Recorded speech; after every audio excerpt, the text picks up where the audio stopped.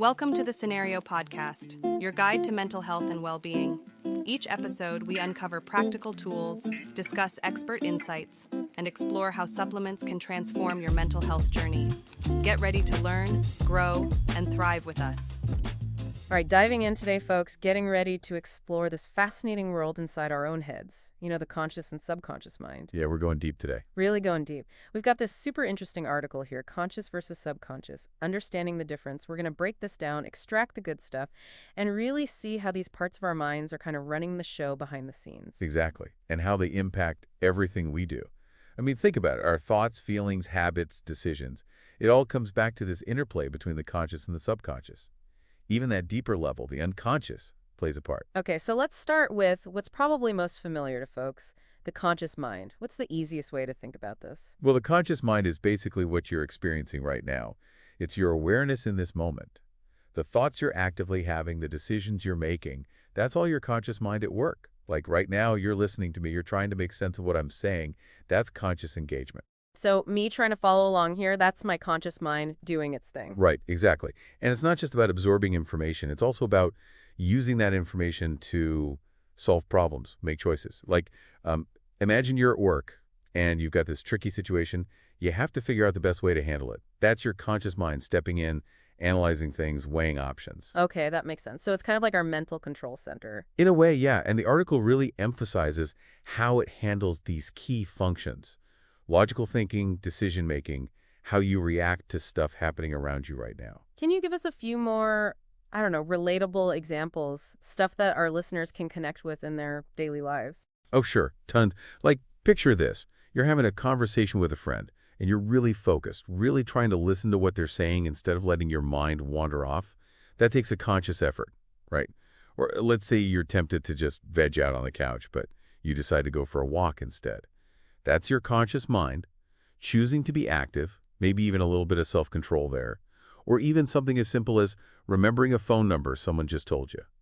That's your conscious mind holding that information in your short-term memory. Okay, I'm with you. So it's active, it's focused, it's kind of our right here, right now mind. Exactly. Okay, let's dive into the subconscious then. What's this part of the mind all about? Now, this is where things get really interesting.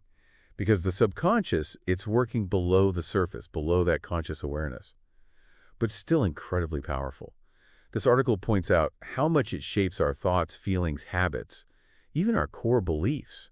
It's like, think of it as this massive system running in the background, processing information, influencing how you react to things without you even realizing it. Wow, so while I'm here consciously trying to understand all this, my subconscious is doing what exactly? It's just kind of absorbing everything. Well, it's more than just absorbing. It's actively shaping your responses to the world. Take habits, for example, something the article really dives into. Driving a familiar route, tying your shoes. You don't consciously think about every single step anymore, right? Your subconscious has taken over. It's got those sequences locked in. And in fact, some research suggests that a huge chunk of our daily actions, maybe even up to like 95%, are driven by these subconscious routines. 95%, seriously. It's a lot more than we probably realize. It's like we're on autopilot most of the time. And it's not just physical actions either. Our emotional responses are heavily influenced by the subconscious too. Like what? Can you give me an example? Sure. Imagine you're about to give a presentation and suddenly you feel this wave of anxiety. Even though consciously you know you're prepared, you know what you're talking about, that anxiety, that might be rooted in your subconscious, maybe linked to a past experience, maybe something you don't even consciously remember. It's like those feelings that just pop up out of nowhere, like they're coming from a deeper place. Yeah, exactly. It's not always a rational, conscious thing. It's more tied to those past experiences and learned associations. Okay, that makes sense. What about memories? Where do they fit into all of this? Well, long-term memories, those are primarily stored in the subconscious. You might not be actively thinking about, say, a childhood vacation you took years ago, but those memories are still in there, tucked away in your subconscious. And sometimes a specific trigger, like a familiar smell or a song, can suddenly bring those memories flooding back into your conscious awareness. It's like a hidden archive? In a way, it is. So we've got the conscious, we've got the subconscious. Now, the article also mentions this thing called the unconscious mind. This is where things get even more mysterious, right? Right. The unconscious is like the deepest, most hidden level of the mind. It's down there holding repressed memories, those primal instincts, deep-seated fears, stuff that can really influence our behavior without us even knowing it. It sounds kind of intense. It can be. And it's not easily accessible to our conscious mind either. It's more about those unconscious drives and influences that subtly shape how we think and act. So repressed memories, those are like memories we've blocked out completely. Pretty much. And the article points out how they can still have a huge impact on us even if we don't consciously remember them. Like imagine a traumatic experience from childhood that's been completely repressed. It can still shape a person's emotional responses later in life, leading to anxieties or difficulties in relationships that they can't quite explain. That's kind of scary to think about. Yeah, but it's important to be aware of, and it's not just about repressed memories.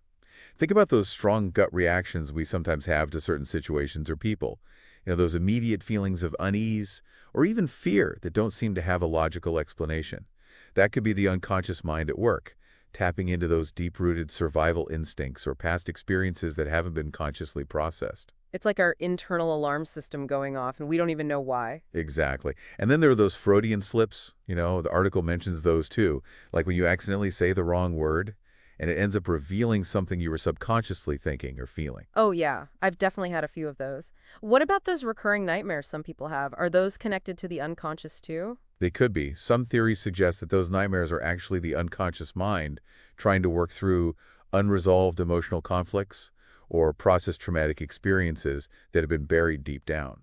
Okay, so we've covered a lot here. Can we do like a quick summary and just clarify the main differences between these three levels of the mind? Yeah, absolutely. So think of it like this. First, there's awareness. The conscious mind is what you're aware of right now. The subconscious is below that level of awareness. And the unconscious is like way down there, hidden from view. Then there's control. Your conscious mind controls your voluntary actions, the stuff you choose to do. The subconscious handles the automatic processes, the things you do without thinking. And the unconscious drives those instinctual behaviors, those gut reactions. And then there's memory. Short-term memories is a function of the conscious mind. Long-term memories are stored in the subconscious. And those repressed experiences, those are often buried in the unconscious. Okay, that's helpful. What about decision making? How do each of those levels contribute? Well, the conscious mind makes decisions based on logic and analysis. The subconscious is more influenced by emotions and habits, those ingrained patterns. And the unconscious, well, it's driven by those primal instincts and those deep-seated beliefs that we might not even be aware of. So different levels driving different types of decisions. Right. And finally, there's speed. Conscious thought is relatively slow and deliberate.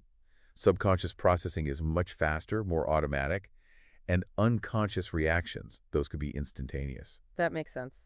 But they're not totally separate, are they? They must interact somehow. Oh, absolutely. They're constantly influencing each other. And it's actually this interconnectedness that makes it so fascinating. The article even gives this example. Let's say someone had a difficult or maybe even traumatic experience in childhood. That experience, even if it's been repressed into the unconscious, could then lead to subconscious fears developing. And those fears could then show up consciously as anxiety in certain situations or even influence the choices the person makes in relationships. So it's a chain reaction, almost. Exactly. And it highlights why understanding how these different levels interact is so crucial for self-awareness. It can help us understand our own behaviors, even those that might seem irrational or confusing on the surface. So if these deeper levels have such a strong influence on us, is there anything we can do about it? Can we actually reprogram the subconscious or the unconscious? The article mentions some techniques for doing this. Yeah, and this is where things get really empowering, because it means we're not just stuck with whatever programming we've picked up along the way. We can actually make changes. And the article talks about a few different methods. One of them is affirmations, which is basically repeating positive statements to yourself over and over. And the idea is that by consciously doing this, you can gradually shift those subconscious beliefs, those deeply ingrained thought patterns. I've heard of those. What about visualization? That seems like it might be connected to the subconscious too. Yeah, visualization is all about creating vivid mental images of desired outcomes. And the article suggests that it can actually strengthen those subconscious associations. And it can also build confidence by helping you mentally rehearse for success. Interesting. And what about something like hypnosis? That seems like it's trying to directly tap into the subconscious, right? Exactly. Hypnosis aims to temporarily bypass that critical analysis of the conscious mind and introduce positive suggestions directly to the subconscious. And the article also talks about medication and certain types of deep therapy as ways of accessing and addressing those unresolved issues that might be lodged in the unconscious.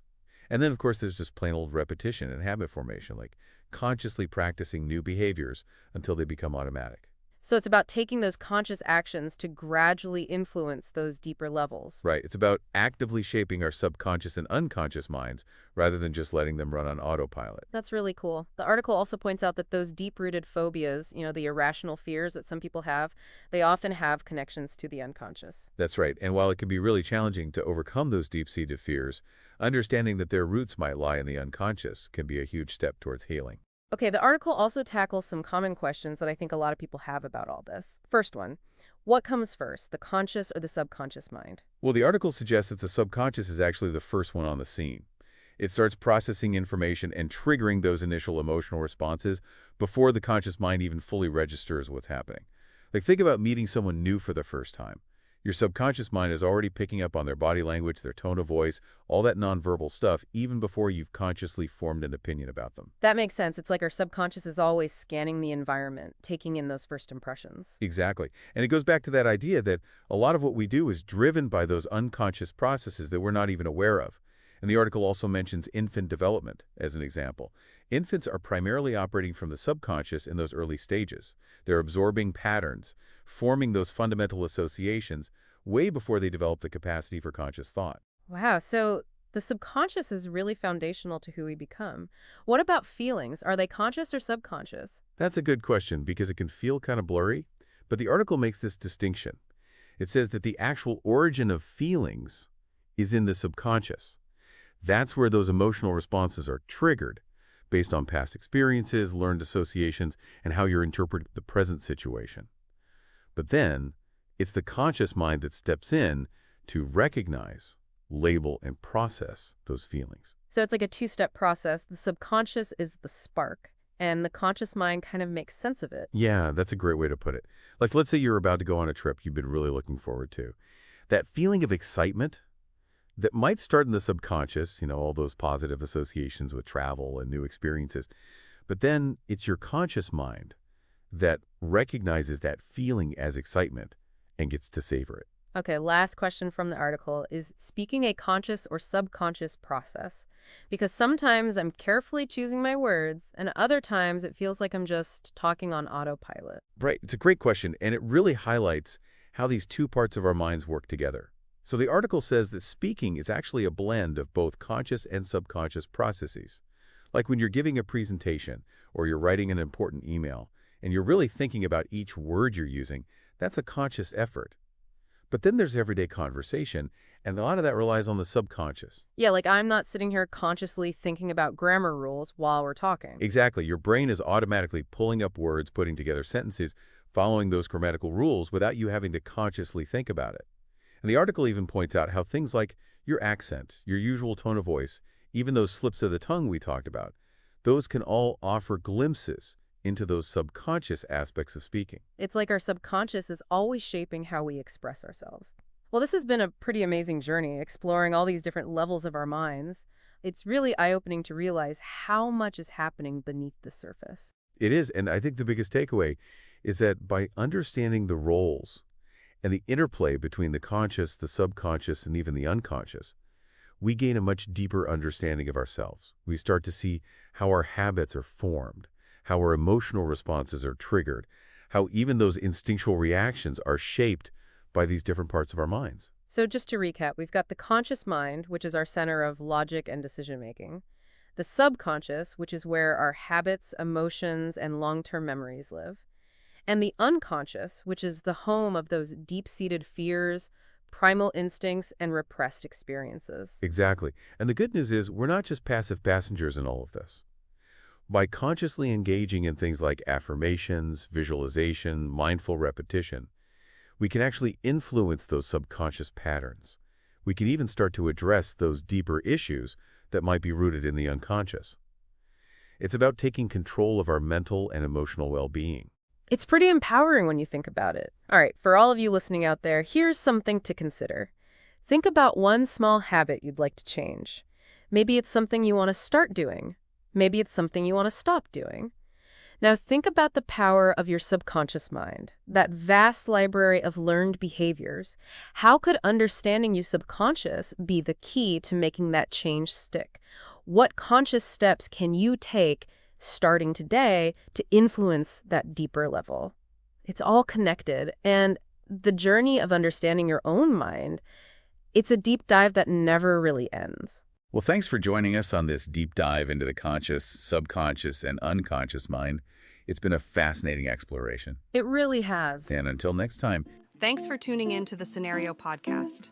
Don't forget to visit Cenario.com for more expert tips, articles, and supplements designed to support your mental health. If you enjoyed this episode, remember to subscribe and share it with a friend. Until next time, take care of yourself.